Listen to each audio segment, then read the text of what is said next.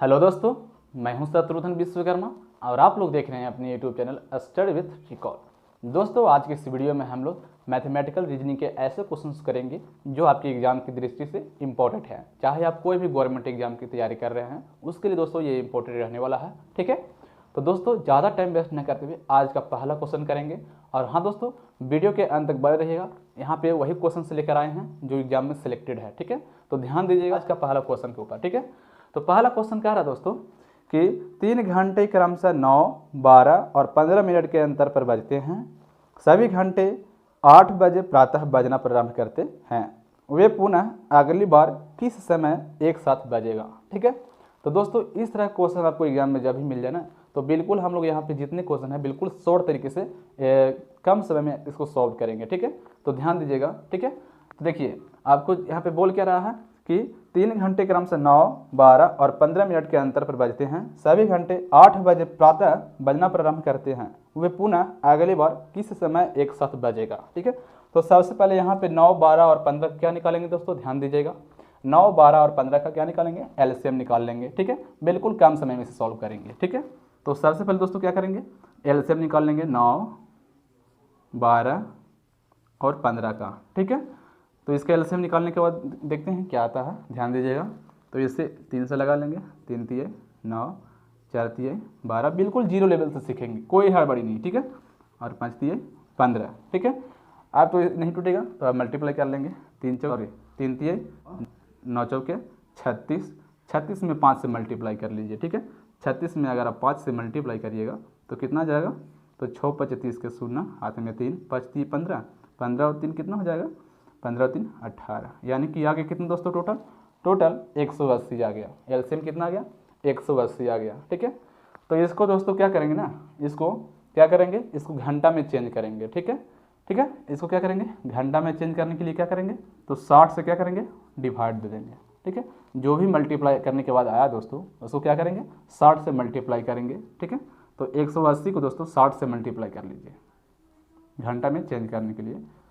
तो 1 0 से 1 0, 36 18, यानी कि टोटल कितना घंटा हो गया दोस्तों, 3 घंटे हो गया। ठीक है, कितना घंटा हो गया, समय ये कितना घंटा हो गया, 3 घंटा। ठीक है, अब जो आया दोस्तों 3 घंटा जो समय निकल कर आया उसको क्या करेंगे, सभी घंटियाँ कब बजना प्रारंभ होती है, तो 8 बजे प्रातः बजना प्रारंभ करते हैं। तो पूछ रहा कि वे पुनः अगली बार किस समय एक साथ बजेगा। ठीक है, तो 8 बजे 8 जो है दोस्तों उसमें 3 को क्या कर लेंगे, ऐड कर लेंगे। ठीक है, तो 3 को ऐड कर लेंगे तो कितना हो जाएगा, 8 3 11।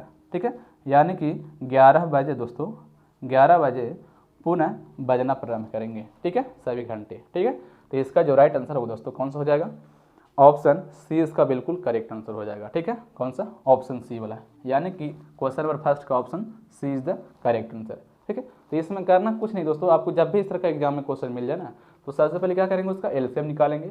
एलसीएम निकालने के बाद जो एलसीएम वैल्यू आएगा उसको क्या करेंगे, घंटा में चेंज कर लेंगे। ठीक है, तो घंटा में चेंज करने के लिए क्या करेंगे, 60 से भाग दे देंगे, और जो भी भाग देने के बाद आएगा उसको क्या करेंगे, जो टाइम दिया हुआ रहेगा उसको में ऐड कर लेंगे। ठीक है, तो हमारा जो आंसर दोस्तों निकल कर आ जाएगा। इसका जो राइट आंसर होगा दोस्तों 11 बजे जो है पुनः एक साथ पुनः जो है दोस्तों 11 बजे पुनः अगली बार किस समय एक साथ मिलेंगे, तो 11 बजे अगले समय मिल जाएंगे एक साथ। ठीक है, तो इसका जो करेक्ट आंसर है दोस्तों ऑप्शन सी हो जाएगा। ठीक है, आशा करता हूँ ये आपको अच्छे तरीके से समझ में आ गया होगा। ठीक है दोस्तों, चलिए अगला क्वेश्चन करेंगे, क्वेश्चन नंबर 2।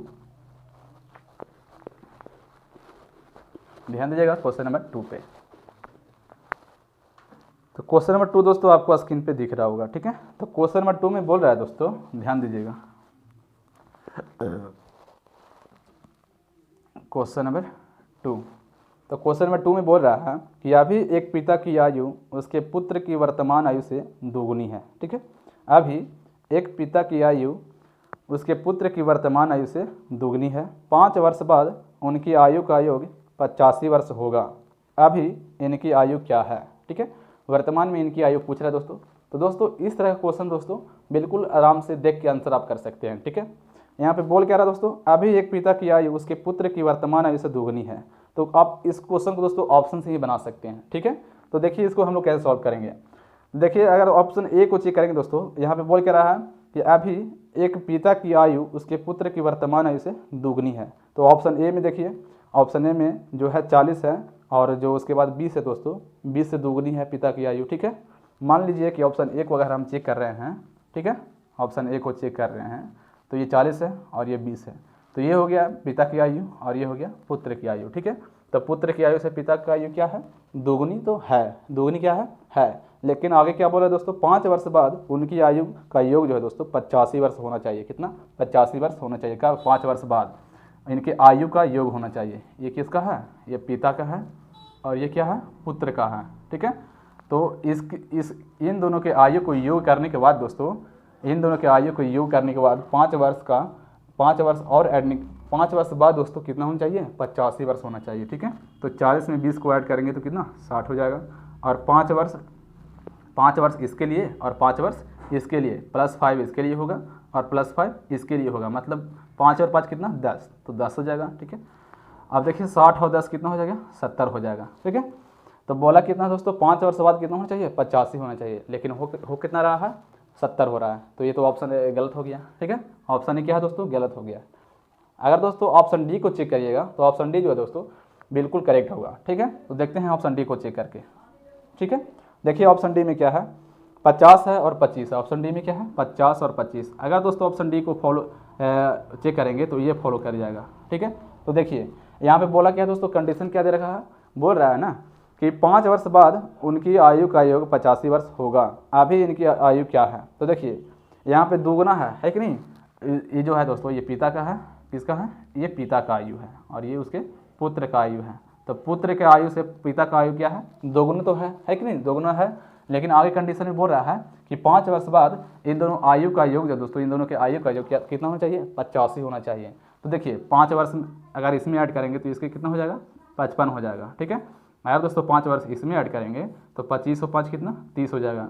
और इन दोनों के आयु का योग कितना बोल रहा है दोस्तों, 85 होना चाहिए। तो ऐड कर लीजिए, देखिए 55 और 0 है तो यहाँ पे 5 और यहाँ 0, तो 5 के 5, यहाँ 5 और यहाँ 3, तो 5 3 8।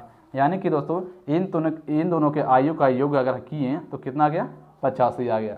यानी कि दोस्तों ऑप्शन डी जो है बिल्कुल करेक्ट आंसर है। ठीक है, तो दोस्तों इस तरह क्वेश्चन जो है दोस्तों एग्जाम में आप ऑप्शन से डायरेक्ट बना सकते हैं। ठीक है, तो इसमें कुछ करना नहीं था, सिर्फ आपको ध्यान देना है ये ना कि यहाँ पे फॉलो कौन सा कर रहा है। ठीक है, तो इसका जो है दोस्तों ऑप्शन डी इसका बिल्कुल करेक्ट आंसर हो जाएगा। ठीक है, इसमें करना क्या है दोस्तों, यहाँ पे बोल रहा है ना कि अभी एक पिता की आयु उसके पुत्र की वर्तमान आयु से दुगनी है। ठीक है, देखिए पिता की जो आयु है पुत्र की वर्तमान आयु से क्या है, दुगनी है। ये 25 तो ये क्या है, 50 है, तो दुगनी है, ये फॉलो कर रहा है। ठीक है, ऑप्शन डी वाला। आगे बोल रहा है कि 5 वर्ष बाद उनकी आयु का योग 85 वर्ष होना चाहिए।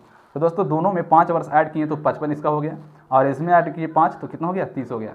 और दोनों के आयु का योग कितना होना चाहिए, 85 होना चाहिए। तो देखिए ऑप्शन डी वाला में ये फॉलो कर गया। ठीक है, तो इसका जो करेक्ट आंसर दोस्तों ऑप्शन डी हो जाएगा। ठीक है, यानी कि क्वेश्चन नंबर 2 का राइट आंसर हो जाएगा ऑप्शन डी वाला। ठीक है, आशा करता हूँ दोस्तों ये आपको अच्छे तरीके से समझ में आ गया होगा। चलिए देखते हैं अगला क्वेश्चन, क्वेश्चन नंबर 2। इस तरह क्वेश्चन दोस्तों ज़्यादा टाइम नहीं आपको देना है। इस तरह क्वेश्चन में सिर्फ क्वेश्चन को देखिए और समझ कर ऑप्शन से आंसर लाइए। ठीक है, चलिए देखते हैं अगला question, sorry question number 3। Question number 3 आपको स्क्रीन पे दिख रहा होगा। इसमें बोल रहा है दोस्तों कि एक परिवार में एक आदमी, उसकी पत्नी, उसके 4 बेटे और उनकी पत्नियां हैं। हर बेटे के परिवार में 3 पुत्र और 2 पुत्रियां हैं। उस परिवार के पुरुषों की कुल संख्या का पता लगाएं। ठीक है, तो इस तरह का क्वेश्चन दोस्तों हम लोग कैसे सॉल्व करेंगे, बिल्कुल आसान तरीके से देखिएगा, ध्यान दीजिएगा यहाँ पे। ठीक है, ये क्वेश्चन नंबर 3 है। ठीक है, देखिए दोस्तों यहाँ पे पूछ रहा है ना कि पुरुषों की संख्या कितनी है। ठीक है, तो एक तरफ दोस्तों हम लोग लिख लेंगे किसका, मेल। ठीक है, ये मेल हो गया और ये हो गया फीमेल। ठीक है, इंडिकेट कर दिए हैं। अब देखिए यहाँ पे बोल क्या रहा है ना, शुरू से पढ़ते हैं। एक परिवार में एक आदमी, उसकी पत्नी और उसके 4 बेटे हैं। तो एक आदमी मतलब ये हो गया मेल, और उसकी पत्नी मतलब क्या हो गया, लेडीज हो गई। ठीक है, उसकी आदमी और उसकी पत्नी है, तो आदमी और उसकी पत्नी हो गया। ठीक है, अब आगे क्या बोल रहा है दोस्तों, उसके 4 बेटे हैं। ठीक है, इसके इन दोनों के क्या है, 4 बेटे हैं। तो बेटे क्या है, मेल है, यानी कि लड़का है तो क्या है, मेल है। तो 4 बेटे हैं, तो ये 4 बेटे हो गए। ठीक है, 4 बेटे हैं। अब देखिए आगे, तो 4 बेटे तो हैं ही। ठीक है, और इन चारों बेटे को क्या है, पत्नियां हैं। तो ये 4 लड़कियां भी हो गई, 4 लड़की और 4 लड़के। ठीक है, मतलब ये इनके बेटे हो गए और ये इनके बहुएं हो गए। ठीक है, अब आगे ध्यान दीजिए, आगे बोला दोस्तों उनकी पत्नियां हैं। हर बेटे के परिवार में 3 पुत्र हैं। हर बेटे के परिवार में 3 पुत्र हैं। ठीक है, तो 3 पुत्र हैं तो 4 3 12 हो जाएगा। ठीक है, हर बेटे के परिवार में 3 पुत्र हैं, मतलब एक बेटे के परिवार में 3 पुत्र, तो 4 बेटे के परिवार में कितना होगा, 4 यही 12 पुत्र। ठीक है, तो ये हो गए 12। ठीक है, ध्यान दीजिएगा, समझिएगा। ठीक है, जैसे यहाँ पे कह रहा दोस्तों कि हर बेटे के परिवार में 3 पुत्र हैं, तो एक बेटे के परिवार में 3 पुत्र हैं, तो 4 बेटे के परिवार में कितने पुत्र होंगे, तो 4 12 पुत्र होंगे। ठीक है, तो 12 हो गए पुत्र। ठीक है, मतलब पुत्र हो गया, मतलब लड़का है, तो लड़का है तो मेल में आ जाएगा। ठीक है, अब आगे देखिए, पुत्र और 2 पुत्रियां हैं। ठीक है, और चारों बेटों के परिवार में 3 पुत्र और 2 पुत्रियां हैं। ठीक है, तो 2 पुत्रियां हैं, तो एक पुत्र का हो गया 2 लड़कियां। ठीक है, एक पुत्र का 2 लड़कियां, तो 4 पुत्र का कितना, 4 पुत्र कितना, 4 दूनी 8 लड़कियां। ठीक है, 4 दूनी 8 लड़कियां, तो ये क्या हो गया, 8 लड़की हो गई। ठीक है, 8 लड़कियां हो गई, यानी कि फीमेल हो गई। ठीक है, अब आगे देखिए, आगे कह रहा है दोस्तों कि उस परिवार के पुरुषों की कुल संख्या का पता लगाइए। पुरुषों की संख्या हमसे पूछ रहा है। ठीक है, तो पुरुषों की संख्या काउंट कर लीजिए। यहाँ पे पुरुषों की संख्या कितना है, देखिए ये हो गया 12 4 16, 16 और 1 17, यानी कि टोटल कितने पुरुष हैं, टोटल कितने पुरुष हैं, टोटल 17 पुरुष हैं। ठीक है, कितने पुरुष हैं, 17 पुरुष हैं। ठीक है, तो आशा करता हूँ दोस्तों आपको ये जो तरीका है आपको पसंद आया होगा। ठीक है, यहाँ पे कुछ नहीं करना था, यहाँ पे मेल पूछ रहा है कि पुरुषों की संख्या कितना है, तो मेल एक तरफ लिख लेंगे और फीमेल एक तरफ लिख लेंगे। ठीक है, और इस तरह दोस्तों जो हम लोग को बोल रहा है क्वेश्चन में उसको फॉलो कर लेंगे। ठीक है, तो मेल आदमी ये हो गया और आदमी का ये पत्नी हो गया। आदमी का 4 पुत्र है। ठीक है, और उसकी 4 पत्नियां हैं। ठीक है, तो पत्नी है तो लड़कियां में आ जाएगी, फीमेल में आ जाएगी। और उस चारों पुत्र का 3 हर पुत्र का 3 बेटा है, हर पुत्र का 3 बेटा है, तो 4 पुत्र है तो 4 12 पुत्र हो जाएगा। तो 12 पुत्र है मतलब लड़का है, तो लड़का किस में आ जाएगा, मेल में आ जाएगा। और हर पुत्र का 2 पुत्रियां हैं। ठीक है, तो हर पुत्र का 2 पुत्रियां हैं, तब पुत्र कितने हैं, 4 पुत्र हैं, और 4 पुत्र का 2 लड़कियां, तो 4 दूनी 8 लड़कियां। ठीक है, तो ये फीमेल में आ जाएगी। ठीक है, तो दोस्तों हमसे पूछा था कि पुरुषों की संख्या कितनी है, तो पुरुषों की संख्या हम लोग काउंट कर लेंगे और आंसर ले लेंगे। तो यहाँ पे कितने आ गए पुरुष, 17 पुरुष आ गए। तो इसका जो करेक्ट आंसर है दोस्तों कौन सा हो जाएगा, तो ऑप्शन सी इसका बिल्कुल करेक्ट आंसर हो जाएगा। ऑप्शन सी में 17 है। ठीक है, आशा करता हूँ दोस्तों ये आपको अच्छे तरीके से समझ में आ गया होगा। चलिए दोस्तों अगला क्वेश्चन करेंगे, क्वेश्चन नंबर 4। ध्यान दीजिएगा क्वेश्चन नंबर 4 क्या कह रहा है। इस तरह क्वेश्चन दोस्तों कुछ नहीं करना है, सिर्फ जो बोलता है ना उसको फॉलो कर लीजिए, आपका आंसर आ जाएगा। ठीक है, चलिए अगला क्वेश्चन करेंगे, क्वेश्चन नंबर 4। क्वेश्चन नंबर 4 आपको स्क्रीन पे दिख रहा होगा। ठीक है, इसमें कह रहा है दोस्तों कि शान 55 वर्ष का है। ठीक है, शान जो है दोस्तों 55 वर्ष का है, तो लिख लेंगे डायरेक्ट, क्या करेंगे, लिख लेंगे शान का उम्र क्या है, 55 वर्ष का है। ठीक है, अब आगे देखिए, आगे क्या है दोस्तों, ध्यान दीजिएगा, ये 55 वर्ष का है शान। ठीक है, अब आगे क्या बोले दोस्तों, साथियाँ शान से 5 वर्ष छोटा है। कौन, साथियाँ। ठीक है, साथियाँ जो है दोस्तों, साथियाँ जो है शान से, किसे, शान से 5 वर्ष छोटा है। कितना, 5 वर्ष छोटा है, जो 55 है तो ये कितना होगा, 50 वर्ष का होगा। ठीक है, ध्यान दीजिएगा, सीखना है तो। अब आगे देखिए, आगे क्या बोल रहा है, 5 वर्ष छोटा है और बालन से 6 वर्ष बड़ा है। ठीक है, और बालन से 6 वर्ष बड़ा है। कौन, साथियाँ जो है दोस्तों, साथियाँ के बारे में बोल रहा है। साथियाँ जो है शान से 5 वर्ष छोटा है, तो देखिए ये 55 का है तो ये कितना का होगा, ये 50 का होगा साथियाँ। और शान से तो छोटा है लेकिन बड़ा है, किससे बड़ा है, तो बालन से बड़ा है। कितना वर्ष बड़ा है, 6 वर्ष बड़ा है। ठीक है, तो जब 6 वर्ष बड़ा है दोस्तों तो बालन कितना वर्ष का होगा, बालन जो है दोस्तों अभी कितना वर्ष का है, 44 वर्ष का है। ठीक है, तभी तो ये होगा 6 वर्ष बड़ा बालन से। कौन, साथियाँ। ठीक है, अब आगे ध्यान दीजिए, आगे बोला दोस्तों, बालन का सबसे छोटा भाई देवन है। बालन का सबसे छोटा भाई कौन है, देवन है। ठीक है, इसका सबसे छोटा भाई कौन है, देवन है। आगे बोला दोस्तों, देवन है जो उससे 7 वर्ष छोटा है। किससे, बालन से 7 वर्ष छोटा है। तो कौन, देवन जो है दोस्तों बालन से कितना वर्ष छोटा है, 7 वर्ष छोटा है। तो कितना वर्ष का हो जाएगा, ये 37 वर्ष का हो जाएगा। ठीक है, कितना वर्ष का हो जाएगा, जब ये बालन से देवन जो है 7 वर्ष का छोटा है तो कितना वर्ष का हो जाएगा, 37 वर्ष का हो जाएगा। ठीक है, अब आगे देखिए क्या पूछ रहा है दोस्तों, पूछ रहा है कि देवन और शान के बीच आयु में कितना अंतर है। तो देवन कहाँ है दोस्तों, देवन ये हो गया, और शान का कौन सा है, ये वाला है। तो ये इन दोनों के आयु में कितना अंतर है ये हमसे पूछ रहा है। तो घटा लीजिए, 55 में से आप 37 को माइनस कर लीजिए। ठीक है, तो कितना जाएगा, 15 में से 7 जाएगा तो 8, 4 में से 3 जाएगा तो 1, यानी कि इन दोनों का अंतर कितना दोस्तों, इन दोनों के आयु में अंतर कितना है, तो 18 वर्ष का अंतर है। तो 18 किस ऑप्शन में है, तो आपको ऑप्शन 4 में दिख रहा होगा, तो क्वेश्चन नंबर ऑप्शन ए में दिख रहा होगा। तो क्वेश्चन नंबर 4 का जो करेक्ट आंसर दोस्तों ऑप्शन ए इसका राइट आंसर हो जाएगा। ठीक है, कौन सा, ऑप्शन ए। आई होप दोस्तों ये आपको अच्छे तरीके से समझ में आ गया होगा। चलिए अगला क्वेश्चन करेंगे, क्वेश्चन नंबर 5। क्वेश्चन नंबर 5 पे ध्यान दीजिएगा, बिल्कुल यहाँ पे शॉर्ट तरीके से बताने वाले हैं। ठीक है दोस्तों, तो वीडियो के अंत तक बने रहिएगा, सीखना है तो। देखिए अगला question, question number 5। Question number 5 देखिए क्या बोल रहा है। क्वेश्चन नंबर 5 आपको स्क्रीन पे दिख रहा होगा। तो इसमें दोस्तों बोल रहा है कि 50 लोगों के समूह में 34 हिंदी, 25 अंग्रेजी तथा सभी लोग कम से कम एक भाषा बोल सकते हैं। ठीक है, कम से कम एक भाषा बोल सकते हैं। और कितने लोग हिंदी तथा अंग्रेजी दोनों भाषा बोलते हैं। तो देखिए दोस्तों इसको डायग्राम से सॉल्व करेंगे। ठीक है, तो यहाँ पे देखिए क्या बोल रखा है, यहाँ पे बोला दोस्तों 50 लोगों के एक समूह है जिसमें 34 हिंदी बोलते हैं और 25 अंग्रेजी बोलते हैं। ठीक है, तो देखिए इसका कुछ इस तरह से डायग्राम बनेगा, ध्यान दीजिएगा।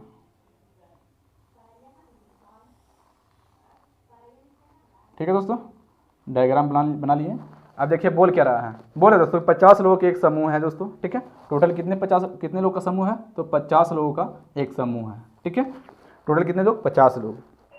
50 लोगों के एक समूह में 34 हिंदी बोलते हैं। ठीक है, यानी कि हिंदी बोलने वाले की संख्या कितनी है, 34 लोग ऐसे हैं दोस्तों जो हिंदी बोलते हैं। ठीक है, यानी कि हिंदी बोलने वाले की संख्या कितनी है, 34। आगे देखिए आगे क्या बोल रहा है, आगे बोल रहा है दोस्तों 25 अंग्रेजी। ठीक है, 25 अंग्रेजी बोलते हैं। ठीक है, 25 दोस्तों वो अंग्रेजी बोलते हैं।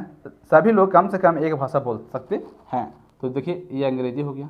ठीक है, ये जो है दोस्तों ये अंग्रेजी का डायग्राम है। और कितने लोग अंग्रेजी बोलते हैं, तो 25 लोग अंग्रेजी बोलते हैं। ठीक है, 25 लोग अंग्रेजी बोलते हैं।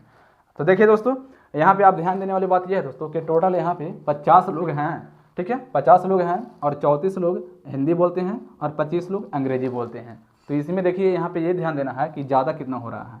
तो देखिए यहाँ पे देखिए यहाँ 34 हो गया, हिंदी बोलने वाले की संख्या कितना, 34, और अंग्रेजी बोलने वाले की संख्या कितना है, 25 है। तो क्या करेंगे, घटा लेंगे। ठीक है, क्या करेंगे, घटाएंगे तभी तो हमें पता चलेगा कि कितने लोग दोनों भाषाएं बोल रहे हैं। ठीक है, तो देखिए 14 में से 5 जाएगा तो 9, 2 बच गया, 2 में से 2 खत्म, तो बचा कितना, 9। यानी कि 9 लोग ऐसे हैं दोस्तों जो दोनों भाषाएं बोलते हैं। ठीक है, कितने लोग, 9 लोग ऐसे हैं जो दोनों भाषाएं बोलते हैं। ठीक है, तो यहाँ से हम लोग से पूछ रहा है क्या दोस्तों, हम लोग से पूछ रहा है कि कितने लोग हिंदी तथा अंग्रेजी दोनों भाषा बोलते हैं। तो 9 लोग ऐसे हैं दोस्तों जो हिंदी और अंग्रेजी दोनों बोलते हैं। देखिए ये हो गया हिंदी का डायग्राम। ठीक है, और ये जो दोस्तों ये किसका, ये अंग्रेजी का डायग्राम है। ठीक है, ये अंग्रेजी का डायग्राम है ये वाला। ठीक है, तो देखिए दोस्तों 9 लोग ऐसे हैं जो क्या बोलते हैं, हिंदी और अंग्रेजी दोनों बोलते हैं, यानी कि दोनों भाषा बोलते हैं। तो इसका जो करेक्ट आंसर हो दोस्तों कौन सा हो जाएगा, ऑप्शन बी इसका बिल्कुल राइट आंसर हो जाएगा। ठीक है, क्वेश्चन नंबर 5 का ऑप्शन बी।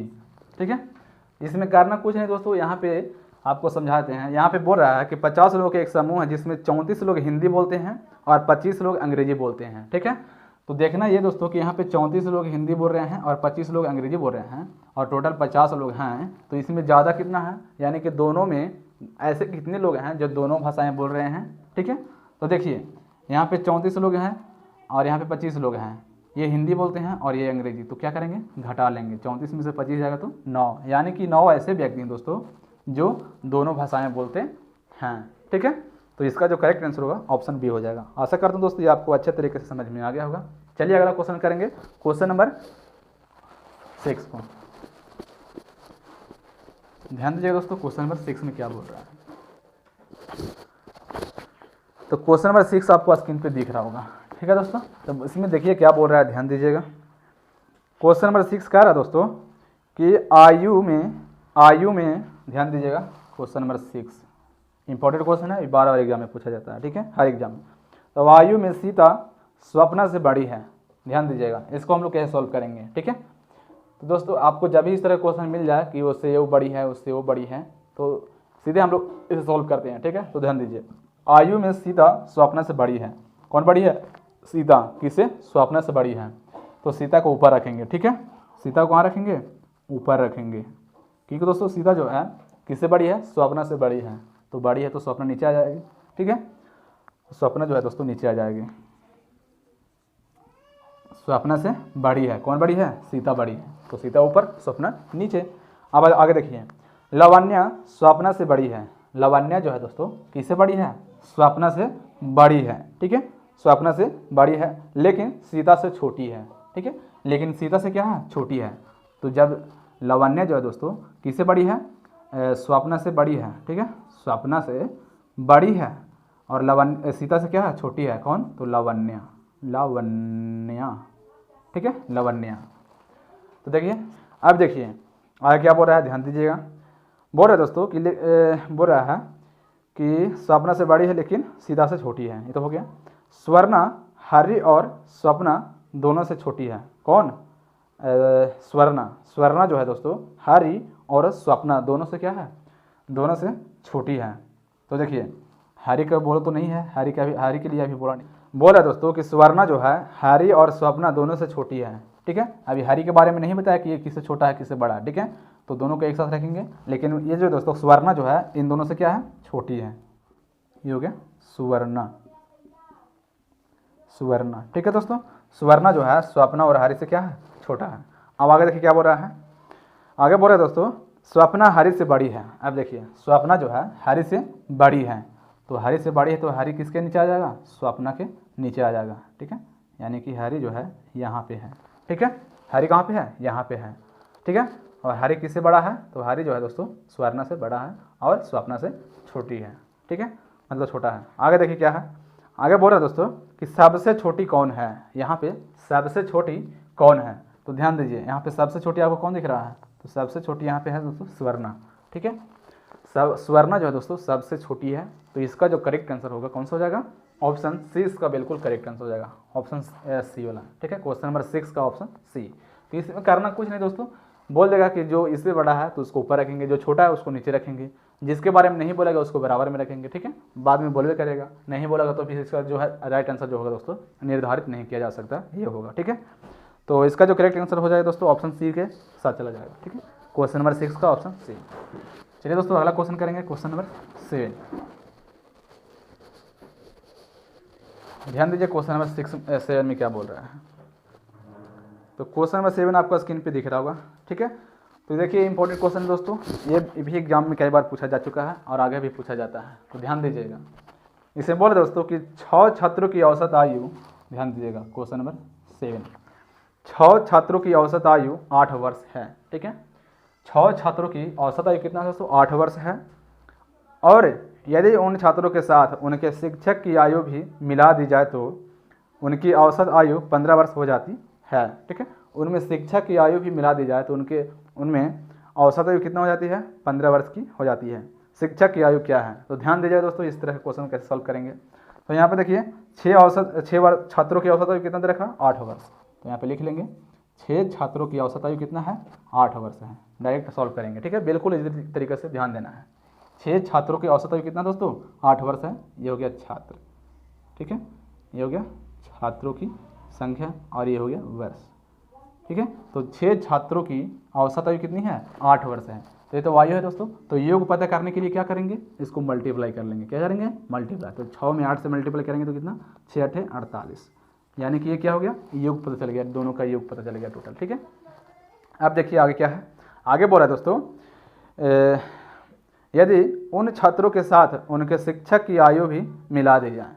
ठीक है, तो पहले देखिए, पहले 6 लोग थे, अब उनके इन लोगों के साथ शिक्षक की आयु भी मिलाने के लिए बोला है। तो कितने लोग हो जाएंगे? 7 लोग हो जाएंगे। ठीक है, 7 लोग हो जाएंगे। मिला दी जाए तो उनकी औसत आयु 15 वर्ष हो जाती है। तो देखिए पहले औसत आयु कितना था? 8 वर्ष था, लेकिन अब उनकी शिक्षक की आयु मिला देने के बाद दोस्तों कितना बोल रहा है? 15 वर्ष की औसत आयु बोल रहा है। तो 15 हो जाएगा यहाँ पे। ठीक है, आप दोनों इसमें योग पता करेंगे दोस्तों। ठीक है, 7, तो इन दोनों का योग पता करने के लिए क्या करेंगे? मल्टीप्लाई करेंगे। तो कितना हो जाएगा मल्टीप्लाई करने के बाद? तो देखिए 15 7 कितना होता है? 15 7 75 से। ठीक है, यानी कि 105। ठीक है दोस्तों, कितना हो जाएगा? 105, यानी कि इन दोनों का योग पता किए तो कितना आ गया? 105 आ गया। ठीक है, तो अब पूछ रहा है दोस्तों हम लोग से, क्या पूछ रहा है? हम लोग से पूछ रहा है कि शिक्षक की आयु क्या है। ठीक है, हम लोग से पूछ रहा है कि शिक्षक की आयु क्या है। तो देखिए यहाँ पे शिक्षक की आयु पूछ रहा है, तो ध्यान दीजिएगा। तो यहाँ पे इसको घटा लेंगे दोस्तों, ठीक है। क्या करेंगे, इसको घटा लेंगे तो 7 में से 6 जाएगा। इसमें ये नहीं देखना है कौन बड़ा है कौन छोटा है, ठीक है। डायरेक्ट घटा लेंगे तो कितना जाएगा 1, यानी कि हम लोग को सिर्फ शिक्षा की आयु निकालने के लिए बोल रहा है तो 1 हो जाएगा, ठीक है। अब यहाँ देखिए दोस्तों इसको घटा लेंगे, ठीक है, क्योंकि दोस्तों ये पूरा योग पता चल गया है हम लोग का, ठीक है। ये इसी में से घटाएंगे तो घटा लेंगे तो कितना आ जाएगा, तो 105 में से 48 को माइनस कर लीजिए, हमें शिक्षा की आयु पता चल जाएगा। तो 15 में से 8 जाएगा तो 7, ये 9 में से 4 गया तो 5, यानी कि शिक्षा की आयु कितना है 57 वर्ष का है, ठीक है। तो ये दोस्तों शिक्षा की आयु हमें पता चल गया, ठीक है। तो आशा करता हूँ दोस्तों ये आपको अच्छे तरीके से समझ में आ गया होगा, ठीक है। यहाँ पे करना कुछ नहीं, यहाँ पे जो भी दे रखा दोस्तों उसको लिख लेना है, ठीक है। मतलब 6 छात्रों की औसत आयु कितना है 8 वर्ष का है, तो लिख लेंगे 6 छात्रों की औसत आयु कितना 8 वर्ष, और ये तो दोस्तों उनका औसत आयु हो गया, ठीक है। तो पूरा योग पता करने के लिए क्या करेंगे 48 मल्टीप्लाई कर देंगे तो कितना जाएगा 48 आ जाएगा, ठीक है।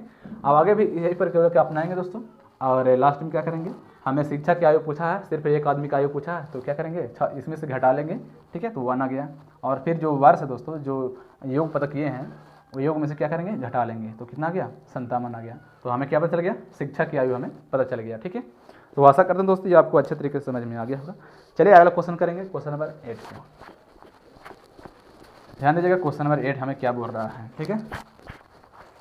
तो क्वेश्चन नंबर 8 दोस्तों आपको स्क्रीन पे दिख रहा होगा। तो इसमें बोल रहा है दोस्तों कि एक पार्टी में हर किसी ने किसी को एक उपहार दिया है, ठीक है। ध्यान दीजिएगा क्वेश्चन नंबर 8 इसमें बोल के रहा है कि एक पार्टी में हर किसी को एक उपहार दिया है, ठीक है। आगे क्या बोल रहा है, यदि वितरित किए गए कुल उपहारों की संख्या 210 थी तो पार्टी में कुल कितने व्यक्ति शामिल थे, ठीक है। पूछ कर रहा है कि पार्टी में कुल कितने व्यक्ति शामिल थे। तो ध्यान दीजिएगा दोस्तों इस तरह के क्वेश्चन कैसे सॉल्व करेंगे। तो दोस्तों पूछ देगा कि पार्टी में कुल कितने व्यक्ति शामिल थे ना, तो इसका एक ट्रिक है, ठीक है।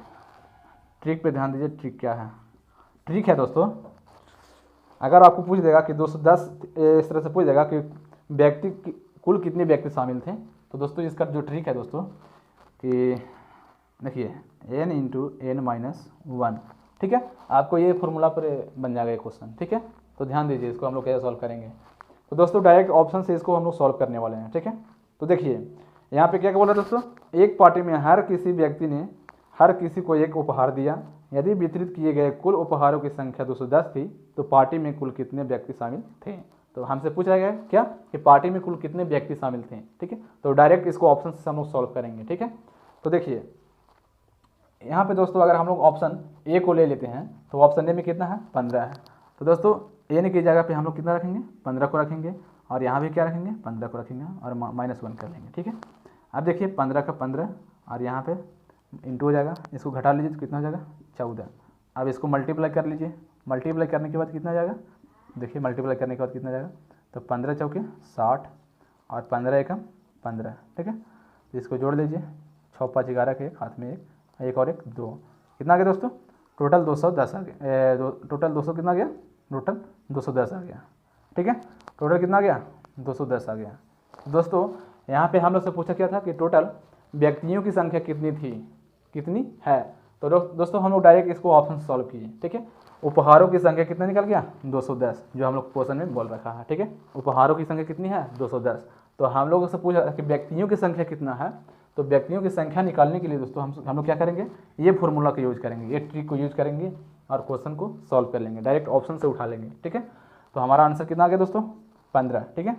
क्योंकि 15 व्यक्ति जो है दोस्तों 15 व्यक्ति वहाँ पे शामिल थे, ठीक है, जिसे 210 उपहारों में 210 उपहार दिया गया, ठीक है। तो इसका जो करेक्ट आंसर दोस्तों क्वेश्चन नंबर 8 का जो राइट आंसर होगा कौन सा हो जाएगा, ऑप्शन ए वाला, ठीक है। क्वेश्चन नंबर 8 का जो राइट आंसर है ऑप्शन ए हो जाएगा।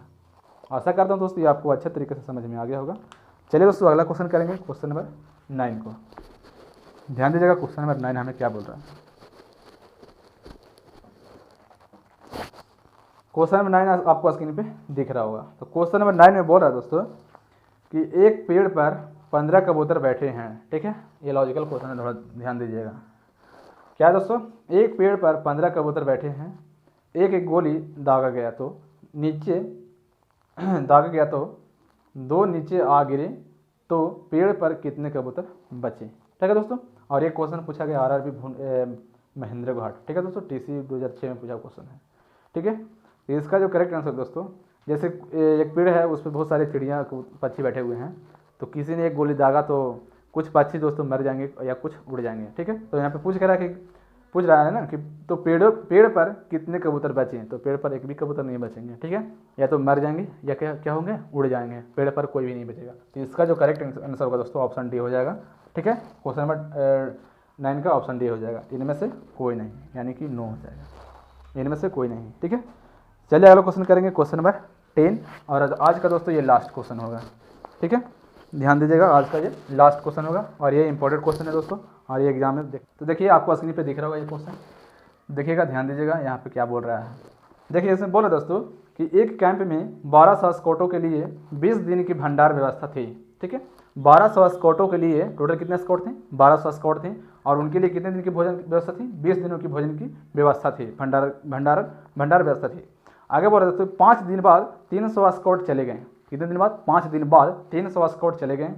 अब भंडार कितने दिनों में समाप्त होगा। तो दोस्तों इसका एक ट्रिक है। ठीक है, ये ट्रिक को आप ध्यान दीजिएगा, याद कर लीजिएगा। अभी आपको जब भी इस तरह का क्वेश्चन मिल जाए ना